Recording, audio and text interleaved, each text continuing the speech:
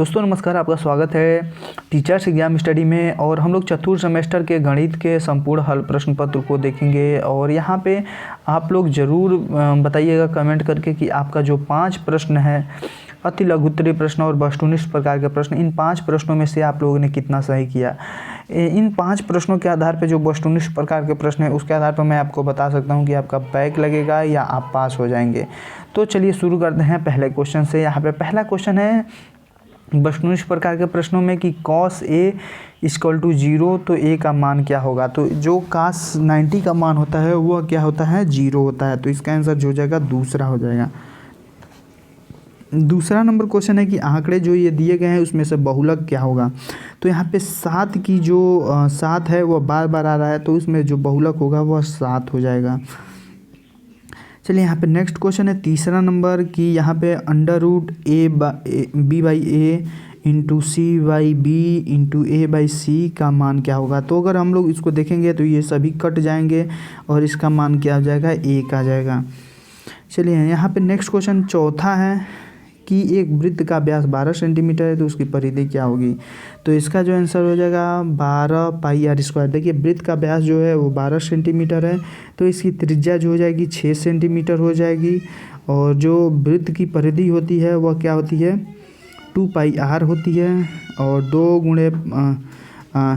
2 गुणे यहाँ पे r का मान 6 है × पाई, तो 6 दूना 12 पाई हो जाएगा इसका। चलिए नेक्स्ट क्वेश्चन यहाँ पे कि समांतर चतुर्भुज के अंतःकोणों का योग कितना होता है। तो जो समांतर चतुर्भुज होता है उसके अंतःकोणों का योग जो होता है वह 4 समकोण होता है। चलिए नेक्स्ट क्वेश्चन यहाँ पे। तो दोस्तों अब आप लोगों ने 5 क्वेश्चन को देख लिया है, तो उसके आधार पर आप लोग नीचे कमेंट जरूर करें कि आप लोगों ने कितना सही किया है।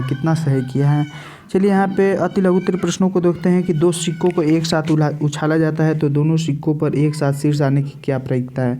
तो देखिए इसको मैं सॉल्व करके आपको बता देता हूँ। 2 सिक्के हैं, तो 2 सिक्के पे क्या आ सकता है, हेड आएगा। एक पहला अगर सिक्का की बात करते हैं तो हम लोग क्या आएगा, हेड आएगा या तो टेल आएगा।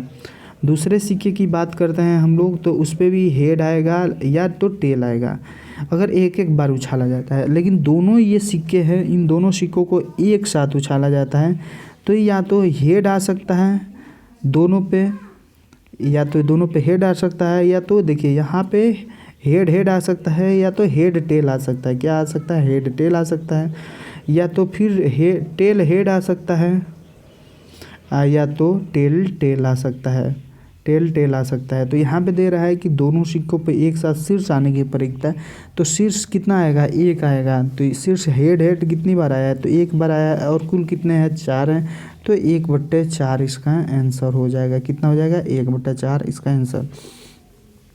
7 नंबर क्वेश्चन है कि एक लंब वृत्तीय बेलन जो है, एक लंब वृत्तीय बेलन के आधार का क्षेत्रफल 100 सेंटीमीटर²। यदि बेलन की ऊंचाई 10 सेंटीमीटर है तो बेलन का आयतन ज्ञात करें। तो 7वां नंबर है।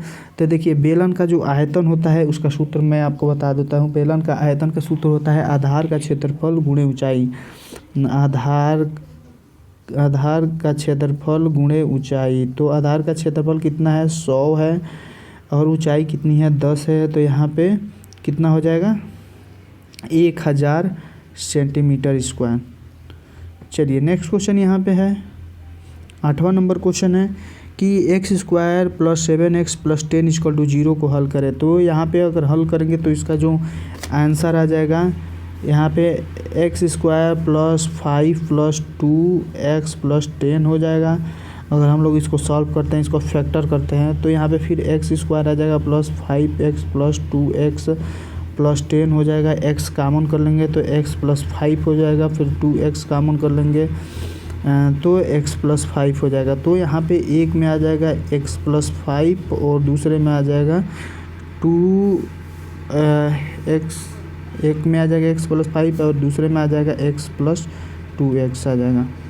चलिए ये आपका आंसर हो जाएगा। यहाँ पे एक क्वेश्चन दे रहा है कि एक वृत्त की त्रिज्या दूसरे वृत्त की त्रिज्या से 4 गुनी है तो दोनों वृत्तों का क्षेत्रफल का अनुपात ज्ञात करें। तो यहाँ पे देखिए ये सिंपल क्वेश्चन है, इसको आप लोग हल कर सकते हैं। एक माना एक वृत्त की त्रिज्या पाई है तो दूसरे वृत्त की त्रिज्या क्या आ जाएगा, 4 पाई हो जाएगा। और उसके बाद आप लोग इसको सॉल्व कर सकते हैं। चलिए 10वां नंबर क्वेश्चन देख रहे हैं। एक चक्रीय चतुर्भुज की बात कर रहा है। तो ये मान लीजिए ये चक्रीय चतुर्भुज है आपका, ये एक चक्रीय चतुर्भुज है और यहाँ पे दे रहा है ABC, इसको हम लोग ABC और D ये 4 है। तो A इक्वल टू कितना दिया है 55 सेंटीमीटर और B इक्वल टू दिया है 60 सेंटीमीटर। तो यहाँ पे C और D के मान पूछ रहा है। तो देखिए इसको हम लोग सॉल्व करते हैं। तो जो चक्रीय चतुर्भुज होता है उसके आमने सामने का जो कोण होता है वो क्या होता है, आमने सामने का कोण जो होता है, आमने सामने का कोण यानी ये कोण और ये कोण ये दोनों बराबर होंगे, ये कोण और ये कोण दोनों बराबर होंगे। तो ये कितना होता है 180 होता है। तो अगर ये 60 है तो 180 में से 60 माइनस कर देंगे तो कितना आ जाएगा, 180 में से 60 माइनस कर देंगे तो 120 डिग्री, यानी कोण जो D है उसका मान हो जाएगा 180 डिग्री, इसका मान 180 डिग्री हो जाएगा। और जो कोण C है, जो कोण C है उसका मान अगर ये 55 है तो 180 में से अगर 55 माइनस कर देंगे तो हम लोग तो ये आ जाएगा 125 डिग्री। ये किसका मान हो जाएगा, कोण C का मान हो जाएगा। सिंपल क्वेश्चन था, बहुत हार्ड क्वेश्चन नहीं था। चलिए यहाँ पे नेक्स्ट क्वेश्चन है 11 नंबर की sin 30 प्लस cos 60 प्लस 10 45 का मान हो जाएगा। तो sin 30 का मान 1/2 होता है, प्लस cos 60 का मान 1/2 होता है, प्लस 10 45 का मान 1 होता है। तो ये दोनों कितना हो जाएगा, ये दोनों मिलके 1 हो जाएगा और प्लस यहाँ पे 1 है तो ये दोनों मिलके कितना हो जाएगा 2, इसका आंसर हो जाएगा। तो दोस्तों ये जो अति लघु उत्तरीय प्रश्न थे और जो आपके बहुविकल्पी प्रश्न, ये कुल मिला के 11 क्वेश्चन हो जाते हैं। तो इन 11 क्वेश्चन में से आप लोगों ने जो है कितने क्वेश्चंस को सही किया है आप लोग नीचे कमेंट बॉक्स में ज़रूर बताएं। मिलता है नेक्स्ट वीडियो में, याद दीजिए, नमस्कार।